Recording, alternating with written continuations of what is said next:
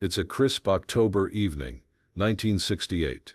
You're 10 years old, sitting cross-legged on the living room carpet, while your mother sorts through the day's mail. Suddenly her face lights up as she pulls out a thick package wrapped in brown paper. "It's here," she announces, and your heart skips a beat because you know exactly what it is. The Sears Christmas catalog, better known in your house as the Wishbook. She carefully tears open the wrapping to reveal a treasure trove that's nearly 600 pages thick, filled with everything a family could possibly want or need. You immediately flip to the toy section, your eyes growing wide at full-color photographs of bicycles, dollhouses, train sets, and board games. Each page feels like a doorway to possibility. Your older brother grabs the catalog next, scanning the sporting goods and electronics sections with the intensity of a scholar. Even Dad glances over, interested in the tool section. For the next 2 months this catalog will be read more thoroughly than any book in your house. You'll dog-ear pages, circle items with different colored pencils, and carefully calculate how much allowance you'll need to save. This isn't just a catalog, it's a window into a world of dreams, a family planning guide, and a promise that anything you can imagine can arrive at your front door in just a few weeks. This was the mail-order catalog. For over a century, from the 1870s through the early 1990s, it was how America shopped for everything from farm equipment to fine jewelry. It was democracy through the postal service. Anyone, regardless of where they lived, could access the same quality goods at the same prices as city dwellers. At its peak in the 1960s and 1970s, Sears alone distributed over 300 million catalogs annually, reaching virtually every American household and generating billions in sales. The golden age of mail-order catalogs reached its zenith between 1950 and 1975, when these thick books became essential fixtures in American homes across all economic and geographic boundaries. The Sears catalog wasn't just a shopping tool, it was a cultural institution that shaped consumer expectations, family traditions, and the very concept of American abundance. Alongside Montgomery Ward, J.C. Penney, and dozens of specialized catalogs, these publications created a retail revolution that brought quality merchandise to every corner of the country. The catalog served multiple functions that extended far beyond simple commerce. For rural families, it provided access to goods that simply weren't available in local general stores. For urban families, it offered convenience and selection that even the largest department stores couldn't match. For children, the arrival of the Christmas catalog marked the official beginning of the holiday season. The business model was both sophisticated and revolutionary. Companies like Sears invested enormous resources in product sourcing, photography, copywriting, and distribution infrastructure. Each catalog represented months of planning, with buyers selecting merchandise, photographers creating thousands of product images, and writers crafting descriptions that could sell items sight unseen. The democratizing effect of catalog shopping cannot be overstated. Before catalogs, quality goods were often available only to those who lived near major cities. Rural families frequently had to settle for whatever was available at the local general store. Mail-order catalogs changed this dynamic completely, offering the same high-quality products at standardized prices to customers regardless of their location. The guarantee system that catalog companies developed became a cornerstone of American consumer culture. Sears' famous satisfaction guaranteed or your money back policy built trust between companies and customers across vast distances and created consumer confidence that enabled the entire mail-order industry to flourish. The seasonal rhythm of catalog shopping created family traditions that structured the entire year around retail anticipation. The arrival of the spring catalog announced new fashions and garden supplies. Summer catalogs featured camping gear and outdoor equipment. Back-to-school catalogs arrived in late summer with clothing and supplies for the new academic year. But it was the Christmas catalog that held the most emotional significance, transforming retail browsing into a family ritual that could last for months. The Wishbook tradition became a fundamental part of American childhood for generations. Children would spend hours studying every page, creating elaborate lists of desired items, and engaging in complex negotiations with parents about what might be realistic to request. The catalog served as an educational tool, teaching children about money, priorities, and the relationship between wanting and having. Parents used catalogs to discuss family finances, helping children understand the difference between needs and wants. Women found particular value in catalog shopping as it offered independence and convenience. A mother could browse and order clothing for the entire family without coordinating childcare or transportation.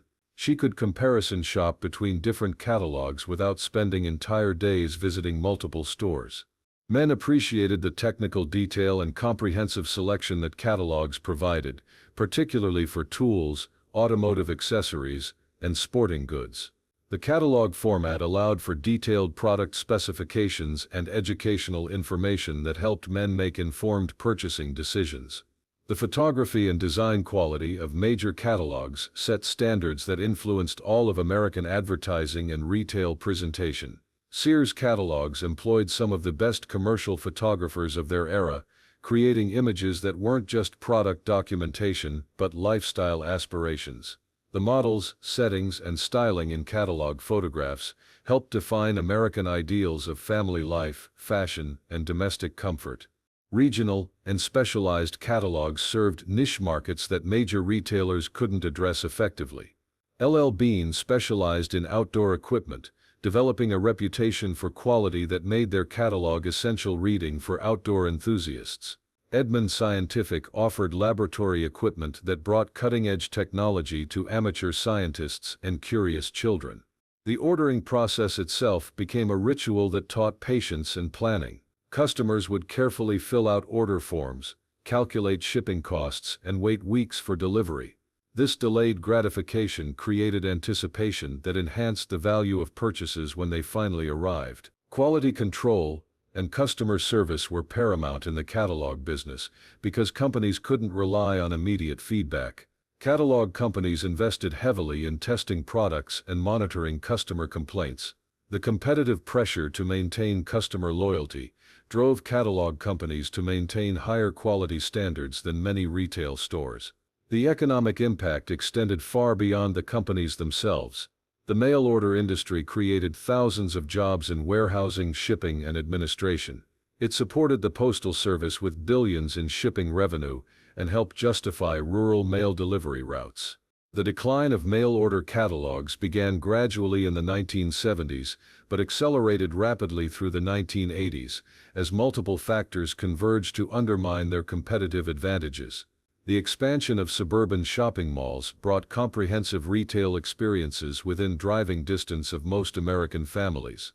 These malls offered immediate gratification, the ability to touch and try merchandise before purchasing, and social experiences that catalogs couldn't provide.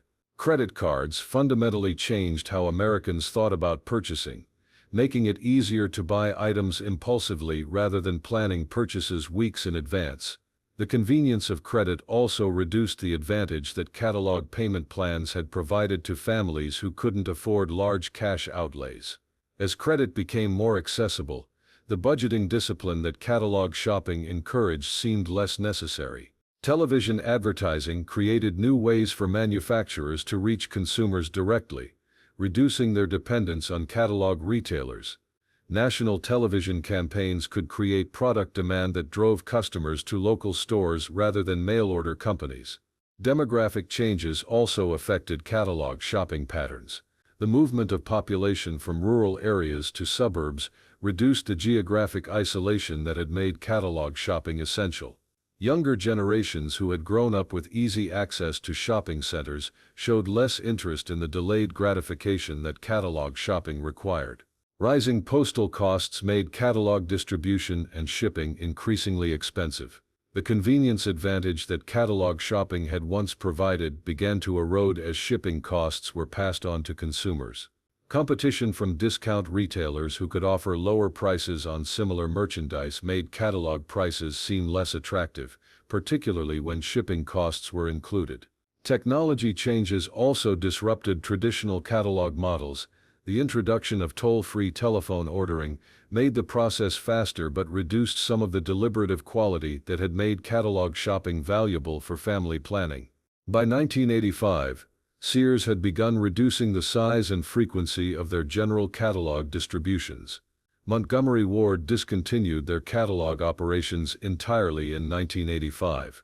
The era when thick catalogs arrived regularly at American homes and served as primary shopping resources was rapidly coming to an end. What disappeared with mail-order catalogs was more than just a shopping method. It was an entire approach to consumption that valued planning, anticipation, and family involvement in purchasing decisions. Catalogs had created shared experiences where families would gather to dream, plan, and decide together what they wanted most.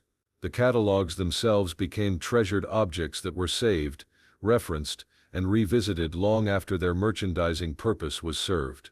The educational value of catalog shopping taught multiple generations of Americans about quality, value comparison, and careful decision-making. Children learned to read product descriptions carefully, understand measurements and specifications, and make choices based on detailed analysis rather than impulse. These skills transferred to other areas of life and created more thoughtful consumers. Where did your family keep their catalogs?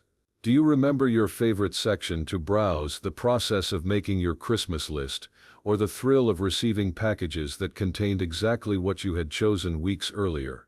Those details matter because they represent a time when consumption was deliberate, when families made purchasing decisions together, and when the simple act of shopping connected people to a larger world of possibility and abundance.